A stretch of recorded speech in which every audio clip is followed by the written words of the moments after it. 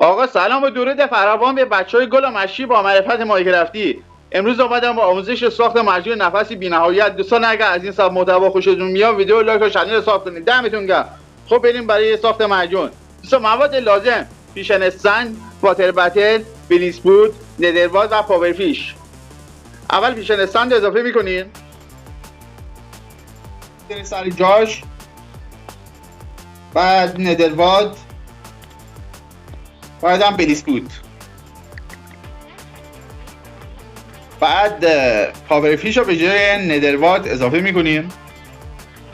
تایم این معجون الان ساخته شد 3 دقیقه است. ببینید رنگش هم تغییر کرد. خب اگه میخواید تایم اضافه بشه ردستون اضافه کنید تا زمان به 8 دقیقه برسه.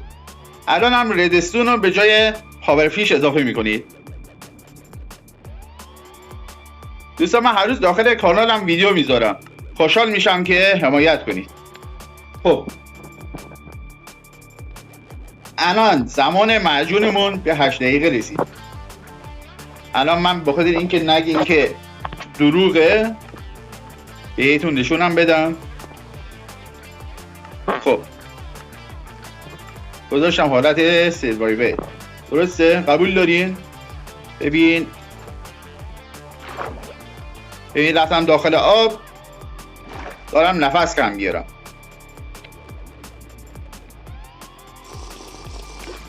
خب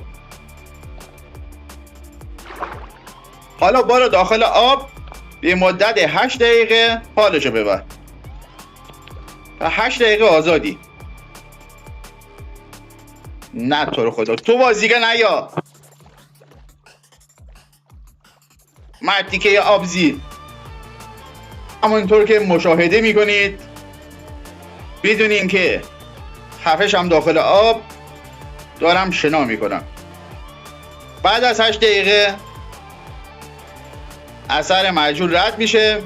باز دوباره و معجون بعدی رو بزنید بالا. ممنون که تا آخر ویدیو همراه من بودید. دمتون گرم. خیلی عشقید. خدا نگهدار.